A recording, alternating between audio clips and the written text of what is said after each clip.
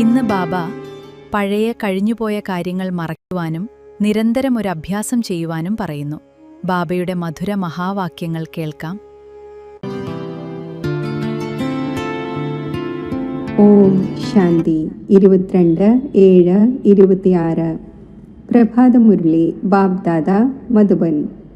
ബാബ പറയുന്നു, മധുരമായ കുട്ടികളെ, ഇപ്പോൾ നിങ്ങൾക്ക് പുതിയ ലോകത്തിലേക്ക് പോകേണ്ടതുണ്ട്. ഈ ദുഃഖത്തിൻ്റെ ദിനങ്ങൾ അവസാനിക്കുന്നു. അതിനാൽ പഴയ കഴിഞ്ഞുപോയ കാര്യങ്ങളെ മറന്നേക്കൂ. ചോദ്യം: കർമ്മയോഗികളായ കുട്ടികളായ നിങ്ങൾ ഏതൊരു അഭ്യാസം നിരന്തരം ചെയ്യേണ്ടത് ആവശ്യമാണ്? ഉത്തരം: ഈ നിമിഷം ശരീരനിർവഹാർത്ഥം ദേഹത്തിൽ വന്നു. ഇതേ നിമിഷം ദേഹി അഭിമാനിയായി. ദേഹത്തിൻ്റെ സ്മൃതിയില്ലാതെ കർമ്മമുണ്ടാവുക സാധ്യമല്ല. അതിനാൽ അഭ്യസിക്കണം. കർമ്മം ചെയ്തു ദേഹാഭിമാനിയായി, പിന്നെ ദേഹി അഭിമാനിയായി മാറും. ഇങ്ങനെയുള്ള അഭ്യാസം കുട്ടികളായ നിങ്ങൾക്കല്ലാതെ ലോകത്തിൽ ആർക്കും ചെയ്യുവാൻ സാധിക്കില്ല. ഗീതം: ഉണരൂ പ്രിയതമന്മാരെ, ഉണരൂ. ഓം ശാന്തി. ആത്മീയ പിതാവ് പറയുന്നു, മധുരമായ ആത്മാക്കൾ അഥവാ കുട്ടികൾ ഈ ഗീതം കേട്ടു. ഇതിനെ പറയുന്നത് ജ്ഞാനത്തിൻ്റെ ഗീതം എന്നാണ്. ഈ ഗീതം വളരെ നല്ലതാണ്. ആത്മാക്കളായ നിങ്ങൾ ഇപ്പോൾ ഉണർന്നു കഴിഞ്ഞു. ഡ്രാമയുടെ രഹസ്യത്തെയും ഇപ്പോൾ നിങ്ങൾ അറിഞ്ഞു കഴിഞ്ഞു. ഭക്തിമാർഗത്തിൻ്റെ കൗതുകം കണ്ടുവല്ലോ. എന്തെല്ലാം കഴിഞ്ഞുപോയോ അത് നിങ്ങളുടെ ബുദ്ധിയിലുണ്ട്. നിങ്ങൾ തൻ്റെ കഴിഞ്ഞുപോയ 84 ജന്മങ്ങളുടെ ഹിസ്റ്ററി അറിയുന്നുണ്ട്. ബാബ 84 ജന്മങ്ങളുടെ കഥ കേൾപ്പിച്ചു. ഇതാണ് പുതിയ ലോകത്തിലേക്ക് വേണ്ടിയുള്ള പുതിയ കാര്യങ്ങൾ. ബാബയിലൂടെ നിങ്ങൾ പുതിയ കാര്യങ്ങൾ കേൾക്കുന്നു. ബാബ കുട്ടികൾക്ക് ധൈര്യം നൽകുന്നു. കുട്ടികളെ, ഇപ്പോൾ പുതിയ ലോകത്തിലേക്ക് പോകേണ്ടതുണ്ട്. അപ്പോൾ പഴയ കാര്യങ്ങൾ മറന്നേക്കൂ. ഈ വേദശാസ്ത്രങ്ങൾ തുടങ്ങി ഏതെല്ലാം ഭക്തിമാർഗത്തിൻ്റെ സാമഗ്രികളുണ്ടോ ഇവയെല്ലാം ഇല്ലാതാകേണ്ടതുണ്ട്. അവിടെ ഭക്തിമാർഗത്തിൻ്റെ ഒരു ചിഹ്നം പോലും ഉണ്ടായിരിക്കില്ല. അവിടെ ഭക്തിയുടെ ഫലം ലഭിക്കുന്നു. ഭക്തർക്ക് ബാബ വന്ന് ഫലം നൽകുന്നു. ബാബ എങ്ങനെയാണ് വന്ന് ഭക്തിയുടെ ഫലം നൽകുന്നത് എന്നത് കുട്ടികൾ അറിഞ്ഞു. ആരാണോ ഏറ്റവും അധികം ഭക്തി ചെയ്തത് അവർക്ക് തീർച്ചയായും കൂടുതൽ ഫലം ലഭിക്കും. ജ്ഞാനത്തിൻ്റെ പുരുഷാർത്ഥവും അവർ തന്നെയാണ് കൂടുതൽ ചെയ്യുന്നത്. നിങ്ങൾക്കറിയാം, നമ്മൾ ആത്മാക്കൾ കൂടുതൽ ഭക്തി ചെയ്തു. തീർച്ചയായും ജ്ഞാനത്തിലും അവർ തന്നെ തീവ്രമായി പോകും. അപ്പോൾ ഈ ലക്ഷ്മി നാരായണനെ പോലെ ഉയർന്ന പദവി നേടും. ഇപ്പോൾ ജ്ഞാനത്തിനും യോഗത്തിനും വേണ്ടിയാണ് നിങ്ങളുടെ പുരുഷാർത്ഥം. ദേഹി അഭിമാനിയായിരിക്കണം, പിന്നെ ദേഹധാരിയും ആകണം. കർമ്മം ചെയ്യുമ്പോഴും ബാബയെ ഓർമ്മിക്കണം. ദേഹമില്ലാതെ നമുക്ക് കർമ്മം ചെയ്യുവാൻ സാധിക്കില്ല. ബാബയെ ഓർമ്മിക്കേണ്ടതുണ്ട് എന്നത് ശരിയാണ്. എന്നാൽ സ്വയം ആത്മാവാണ് എന്ന് മനസ്സിലാക്കണം. ദേഹത്തിൻ്റെ മറവി ഉണ്ടാക്കുന്നത് കൊണ്ട് കാര്യങ്ങൾ നടക്കില്ല. കർമ്മം ചെയ്യുക തന്നെ വേണം. ബാബയുടെ ഓർമ്മയിൽ വളരെ രസമുണ്ട്. എഴുന്നേൽക്കുമ്പോഴും ഇരിക്കുമ്പോഴും നടക്കുമ്പോഴും ചുറ്റി സഞ്ചരിക്കുമ്പോഴും ബാബയെ ഓർമ്മിക്കൂ. എന്നാൽ തൻ്റെ വയറിന് ആഹാരവും ആവശ്യമാണ്. ദേഹി അഭിമാനിയായി ഇരിക്കണം.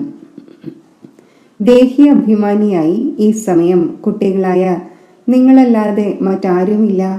സ്വയം ആത്മാവാണെന്നും മനസ്സിലാക്കുന്നുണ്ട്. പക്ഷേ പരമാത്മാവിൻ്റെ പരിചയമില്ല.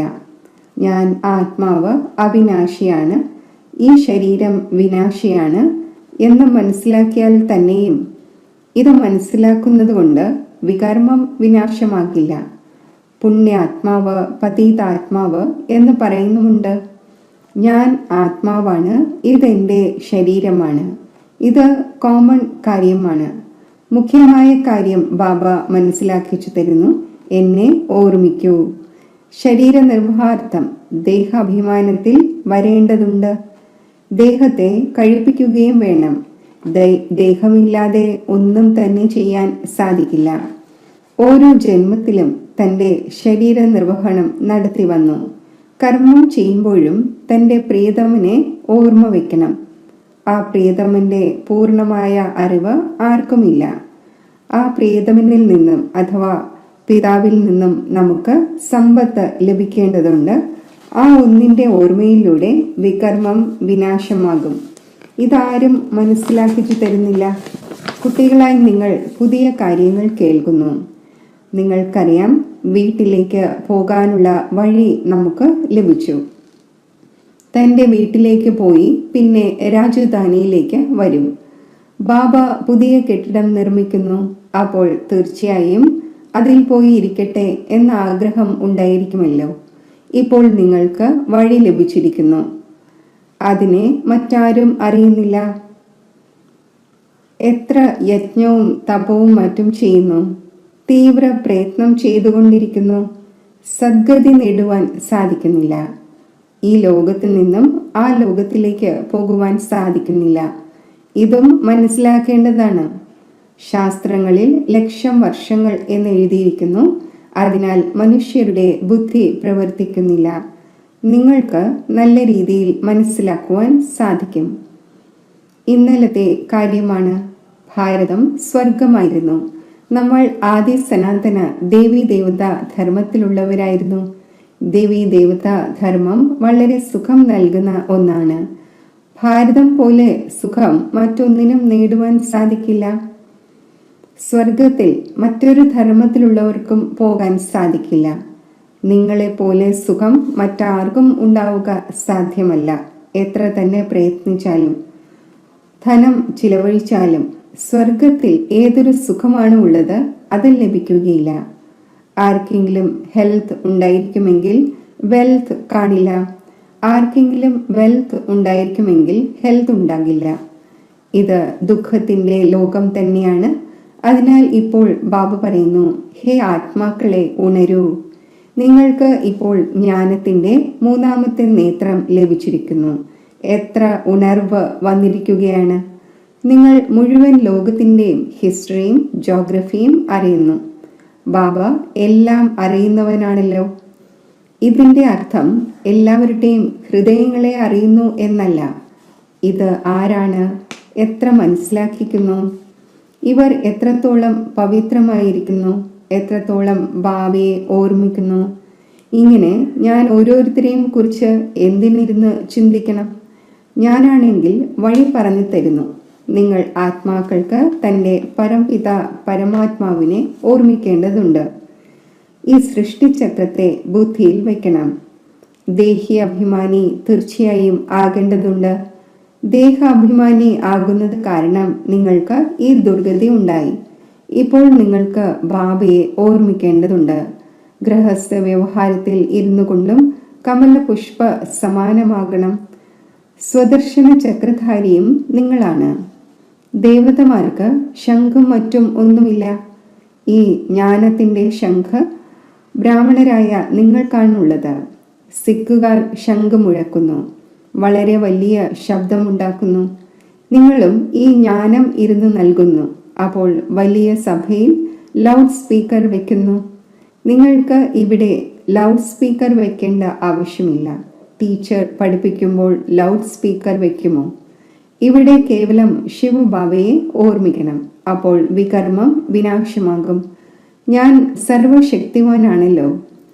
ശബ്ദം ദൂരെ വരെ കേൾക്കുന്നതിന് വേണ്ടി നിങ്ങൾ ലൗഡ് സ്പീക്കർ വെക്കുന്നു. ഇതും ഭാവിയിൽ ഉപയോഗത്തിൽ വരും. നിങ്ങൾ ഇത് കേൾപ്പിക്കണം. മൃത്യു മുന്നിലുണ്ട്. ഇപ്പോൾ സർവർക്കും തിരികെ പോകേണ്ടതുണ്ട്. മഹാഭാരത യുദ്ധവും മുന്നിൽ നിൽക്കുകയാണ്. ഗീതയിലും എഴുതിയിട്ടുണ്ട്, മഹാഭാരത യുദ്ധം നടന്നു, വിനാശമുണ്ടായി. ശരി, പിന്നെ എന്ത് സംഭവിച്ചു? പാണ്ഡവരും ഉരുകി മരിച്ചു. ബാബ മനസ്സിലാക്കിച്ചു തരുന്നു, ആദ്യം അഥവാ വിനാശം ഉണ്ടാവുകയാണ് എങ്കിൽ പിന്നെ ഭാരതഖണ്ഡം തന്നെ ശൂന്യമായി പോയേനെ. ഭാരതം അവിനാശി ഖണ്ഡമാണ്, ശൂന്യമാകുന്നില്ല. നിങ്ങൾക്കറിയാം, പ്രളയം ഉണ്ടാകുന്നില്ല. ബാബ അവിനാശിയാണ്. അപ്പോൾ ബാബയുടെ ബർത്ത് പ്ലേസും അവിനാശിയാണ്. കുട്ടികൾക്ക് സന്തോഷമുണ്ടായിരിക്കേണ്ടതാണ്. ബാബ സർവരുടെയും സദ്ഗതി ദാതാവും സുഖവും ശാന്തിയും നൽകുന്നവനുമാണ്. ആരെല്ലാം വരുന്നുവോ അവർ ശാന്തി വേണം എന്ന് പറയുന്നു. ആത്മാവിന് ഇത്രയും ശാന്തി എന്തുകൊണ്ട് ഓർമ്മ വരുന്നു? ശാന്തിധാമം ആത്മാക്കളുടെ വീടാണല്ലോ. വീട് ആർക്കാണ് ഓർമ്മയുണ്ടാകാതിരിക്കുക? വിദേശത്ത് വെച്ച് ആരെങ്കിലും മരിക്കുകയാണ് എങ്കിൽ ഇയാളെ തൻ്റെ ജന്മഭൂമിയിലേക്ക് കൊണ്ടുപോകണം എന്നാഗ്രഹിക്കുന്നു. ഭാരതം സർവരുടെയും സദ്ഗതി ദാതാവും ദുഃഖത്തിൽ നിന്നും മുക്തി നേടിത്തരുന്നവനുമായ ശിവബാബയുടെ ബർത്ത് പ്ലേസ് ആണ് എന്ന് എല്ലാവർക്കും അറിയാമായിരുന്നുവെങ്കിൽ ഭാരതത്തിന് വളരെയധികം മാന്യത ഉണ്ടാകുമായിരുന്നു. ഒരേ ഒരു ശിവന്റെ മേൽ വന്ന് പുഷ്പം അർപ്പിച്ചേനെ. ഇപ്പോഴാണെങ്കിൽ എത്ര പേരുടെ മേൽ പുഷ്പം അർപ്പിച്ചുകൊണ്ടിരിക്കുന്നു? ആരാണോ സർവർക്കും സുഖവും ശാന്തിയും നൽകുന്നവൻ, ആ ഒന്നിൻ്റെ പേരും അടയാളവും തന്നെ മറച്ചു കളഞ്ഞു. ആരാണോ ബാബയെ നല്ല രീതിയിൽ അറിയുന്നത്, അവർ തന്നെയാണ് സമ്പത്ത് നേടാനുള്ള പുരുഷാർത്ഥം ചെയ്യുന്നത്. എൻ്റെ നാമം തന്നെ ദുഃഖം ഹരിച്ച് സുഖം നൽകുന്നവൻ എന്നാണ്. ദുഃഖത്തിൽ നിന്നും ലിബറേറ്റ് ചെയ്ത് എന്തു ചെയ്യും? നിങ്ങൾക്കറിയാം, ശാന്തിധാമത്തിൽ ശാന്തമായിരിക്കുന്നു, സുഖധാമത്തിൽ സുഖമുണ്ട്. ശാന്തിധാമത്തിൻ്റെ സ്ഥാനം വേറെയാണ്, സുഖധാമത്തിൻ്റെ സ്ഥാനം വേറെയാണ്. ഇതാണെങ്കിൽ ദുഃഖധാമം തന്നെയാണ്. സർവർക്കും ഈ സമയം ദുഃഖം തന്നെ ദുഃഖമാണ്. ഇപ്പോൾ നിങ്ങൾക്കറിയാം, നമ്മൾ ഇങ്ങനെയുള്ള സുഖത്തിലേക്ക് പോകുന്നു. അവിടെ 21 ജന്മത്തേക്ക് ഒരു പ്രകാരത്തിലുമുള്ള ദുഃഖം ഉണ്ടായിരിക്കില്ല. പേര് തന്നെ സുഖധാമം എന്നാണ്. എത്ര മധുരമായ പേരാണ്! ബാബ പറയുന്നു, നിങ്ങൾക്ക് ഒരു പ്രയാസവും നൽകുന്നില്ല. കേവലം ബാബയെയും സമ്പത്തിനെയും ഓർമ്മിക്കണം. സ്വയം ആത്മാവാണ് എന്ന് മനസ്സിലാക്കണം. ഈ ജ്ഞാനം നിങ്ങളെ ബാബ പഠിപ്പിച്ചുകൊണ്ടിരിക്കുന്നു. സത്യയുഗത്തിൽ ആത്മാവിൻ്റെ ജ്ഞാനമുണ്ട്. ഞാൻ ആത്മാവ് ഈ ശരീരം ഉപേക്ഷിച്ച് മറ്റൊരു ജന്മമെടുക്കും. ഇതിനെ ആത്മാഭിമാനി എന്ന് പറയുന്നു. ഇതാണ് ആത്മീയ നോളജ്. അത് മറ്റാർക്കും നൽകാൻ സാധിക്കില്ല. ആത്മാവിന് ആത്മീയ പിതാവ് വന്ന് നോളജ് നൽകുന്നു. ഓരോ 5000 വർഷത്തിനു ശേഷവും നൽകുന്നു. മനുഷ്യരാണെങ്കിൽ തീർത്തും ഘോര അന്ധകാരത്തിലാണ്. ഇപ്പോൾ നിങ്ങൾക്ക് പ്രകാശം ലഭിച്ചു. നിങ്ങൾ അജ്ഞാന നിദ്രയിൽ നിന്നും ഉണർന്നു. എല്ലാ പ്രിയതമകളുടെയും പ്രിയതമൻ ഒരു ബാബയാണ്. ബാബ പറയുന്നു, ഞാൻ നിങ്ങളുടെ അച്ഛനുമാണ്, പ്രിയതമനുമാണ്, ഗുരുക്കന്മാരുടെയും ഗുരുവുമാണ്, സുപ്രീം ടീച്ചറാണ്. സർവ ഗുരുക്കന്മാരുടെയും സദ്ഗതി ദാതാവ് ഒരേ ഒരു സദ്ഗുരുവാണ്. പറയുന്നു, കുട്ടികളെ, ഞാൻ സർവരുടെയും സദ്ഗതി ചെയ്യുന്നു. ഗതിക്ക് ശേഷം സദ്ഗതി ഉണ്ടാകുന്നു. ബാബ മനസ്സിലാക്കിച്ചു തന്നു, ഓരോരുത്തരുടെയും ആത്മാവിന് തിരിച്ചു പോകണം. ആത്മാവ് തന്നെയാണ് സദോ പ്രധാനവും സദോ രജോ തമോയും ആകുന്നത്. ചിലരുടേത് വളരെ ചെറിയ പാർട്ടാണ്. വന്നു പോയി, കൊതുകുകളെ പോലെ ജനിച്ചു മരിച്ചു. ഇങ്ങനെയുള്ളവർ ബാബയിൽ നിന്നും സമ്പത്ത് എടുക്കുന്നില്ല. ബാബയിൽ നിന്നും സമ്പത്ത് എടുക്കപ്പെടുന്നത് പവിത്രതയുടെയും സുഖത്തിൻ്റെയും ശാന്തിയുടേതുമാണ്. ബാബ ആത്മാക്കളായ നിങ്ങൾക്ക് മനസ്സിലാക്കിച്ചു തരുന്നു, ബാബ നിരാകാരനാണ്. അതും ഈ മുഖത്തിലൂടെ വന്ന് മനസ്സിലാക്കിച്ചു തരുന്നു. ശിവബാബയുടെ ക്ഷേത്രവും വളരെ ഉയർന്നതിലും ഉയർന്നത് ഉണ്ടാക്കുന്നു. എത്ര ദൂരെ പോകുന്നു തീർത്ഥസ്ഥാനങ്ങളിൽ, മേളയിൽ. മുകളിൽ ഏതെങ്കിലും ജ്ഞാനാമൃതം കുടിക്കുവാനായി വച്ചിട്ടുണ്ടോ? എത്ര ചിലവ് ചെയ്യുന്നു? ഗവൺമെന്റിനും അവർക്ക് വേണ്ടി എത്ര തയ്യാറെടുപ്പുകളും മറ്റും വെക്കേണ്ടി വരുന്നു. പ്രയാസമുണ്ടാകുന്നു. ഇവിടെ തീർത്ഥസ്ഥാനങ്ങളിൽ ചെറിയ കുട്ടികളെ എങ്ങനെ കൊണ്ടുപോകും? കുട്ടികളെയും മറ്റും സംരക്ഷിക്കുന്നതിന് വേണ്ടി ആരെയെങ്കിലും ഏൽപ്പിക്കുന്നു. കൂടെ കൊണ്ടുപോകുന്നില്ല. 2-3 മാസം യാത്ര ചെയ്യുന്നു. ഇവിടെ നിങ്ങൾ വരുന്നു. നിങ്ങൾക്ക് ഇരുന്ന് കേൾക്കേണ്ടതുണ്ട്, പഠിക്കേണ്ടതുണ്ട്. ചെറിയ കുട്ടികൾ കേൾക്കുകയില്ല. ഇവിടെ നിങ്ങൾ വന്നിരിക്കുന്നത് തന്നെ യോഗവും ജ്ഞാനവും പഠിക്കുവാനാണ്. ബാബ ഇരുന്ന് ജ്ഞാനം കേൾപ്പിക്കുന്നു. അപ്പോൾ ഒരു ശബ്ദവും മറ്റും ഉണ്ടാകുവാൻ പാടില്ല. ഇല്ലെങ്കിൽ അറ്റൻഷൻ പോകും. ശാന്തിയോടെ ഇരുന്ന് അറ്റൻഷൻ കൊടുത്ത് കേൾക്കണം. യോഗമാണെങ്കിൽ വളരെ സഹജമാണ്. ഏതൊരു കാര്യം ചെയ്തുകൊണ്ടിരിക്കുമ്പോഴും ബുദ്ധിയുടെ യോഗം അവിടെ യോജിച്ചിരിക്കട്ടെ. ബാബയുടെ ഓർമ്മയിലിരിക്കുന്നതിലൂടെ വളരെ വലിയ സമ്പാദ്യമുണ്ടാകുന്നു. നിങ്ങൾക്കറിയാം, നമ്മൾ എവർ ഹെൽത്തിയാകും. സ്വയം തന്നോട് തന്നെ സംസാരിക്കേണ്ടതുണ്ട്. ബാബയുടെ ഓർമ്മയിലിരുന്ന് ഭോജനവും തൻ്റെ കൈകൾ കൊണ്ട് ഉണ്ടാക്കണം. കൈകൾ കൊണ്ട് കാര്യവും ചെയ്യൂ. ബാക്കി തൻ്റെ ബാബയെ ഓർമ്മിക്കൂ.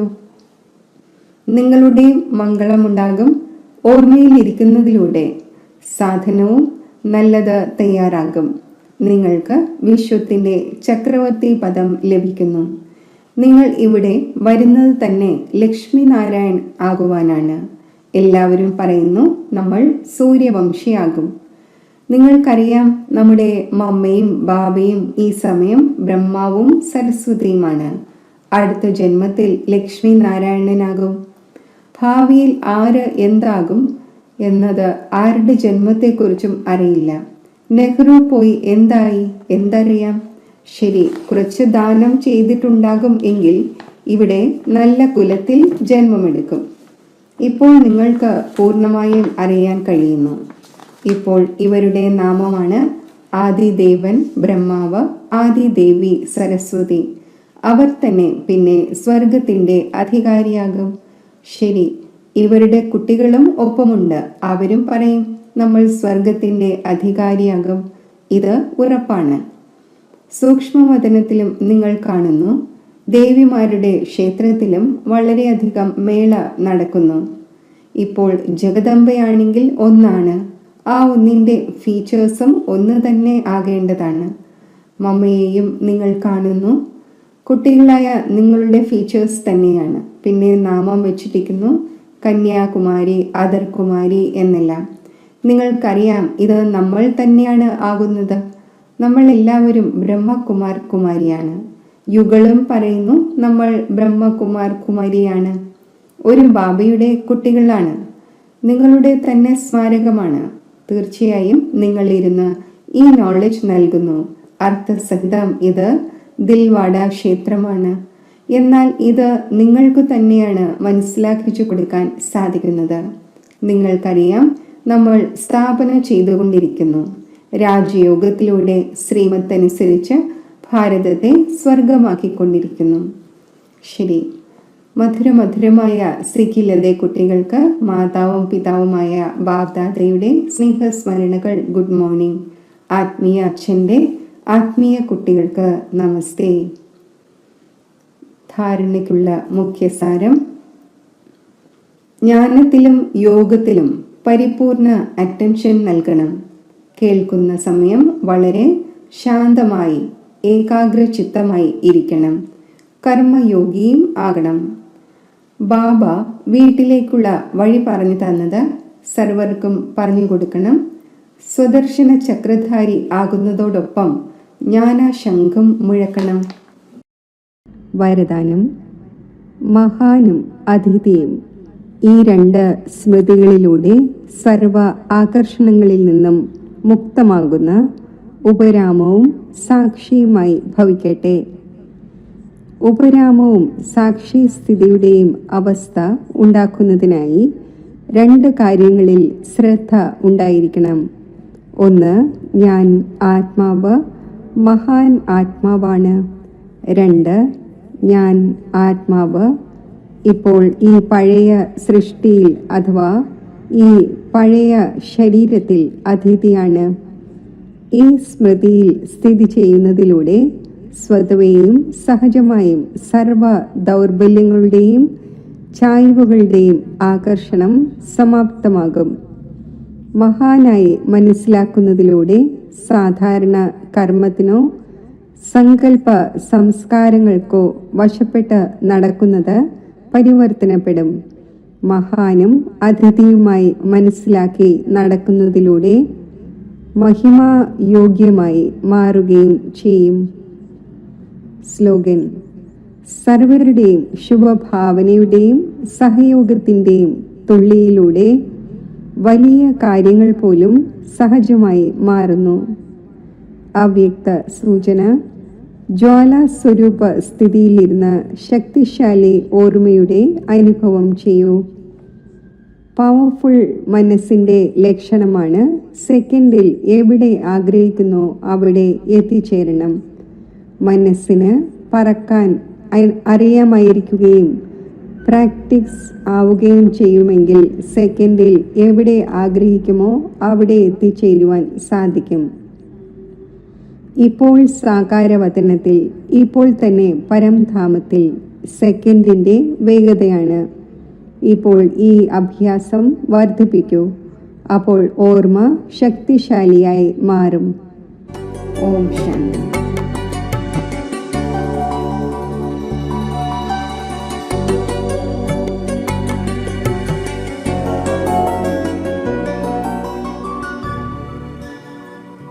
യോഗത്തിൻ്റെ അഭ്യാസം.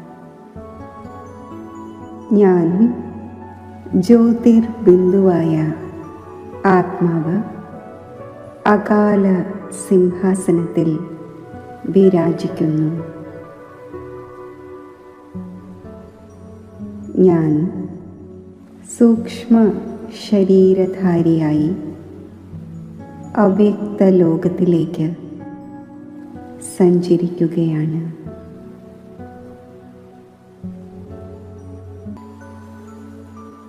ശീതള നിലാവു പോലെ പ്രകാശമാനമായ ഈ അവ്യക്ത വദനത്തിൽ ബാപ്ദാദയുടെ സന്മുഖത്ത് ഞാൻ സ്ഥിതി ചെയ്യുന്നു.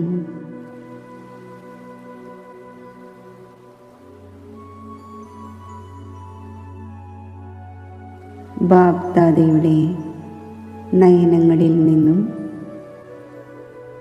ലൈറ്റിൻ്റെയും മൈറ്റിൻ്റെയും കിരണങ്ങൾ ആത്മാവിൽ പതിച്ചുകൊണ്ടിരിക്കുന്നു.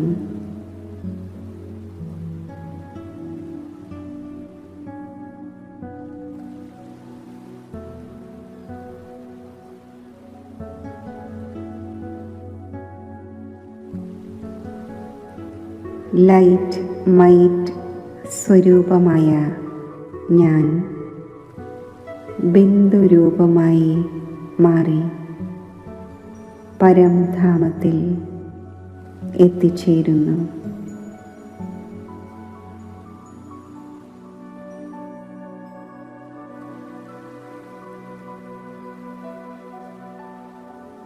സർവശക്തിവാനായ ബാബയുടെ സമീപത്ത് ഞാൻ സ്ഥിതി ചെയ്യുന്നു.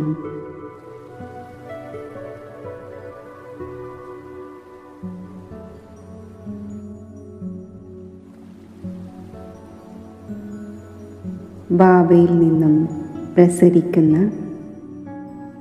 സർവശക്തികളുടെയും കിരണങ്ങൾ എന്നിൽ പതിക്കുന്നു.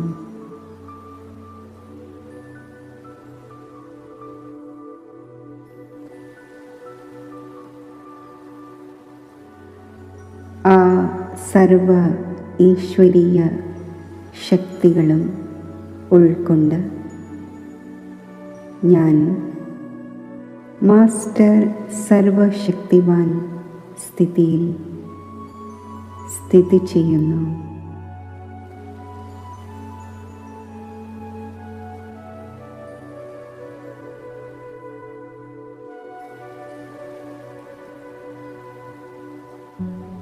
ഈ ശക്തിശാലി സ്ഥിതി നിലനിർത്തി ഞാൻ വീണ്ടും അകാല സിംഹാസനത്തിൽ വിരാജിക്കുന്നു.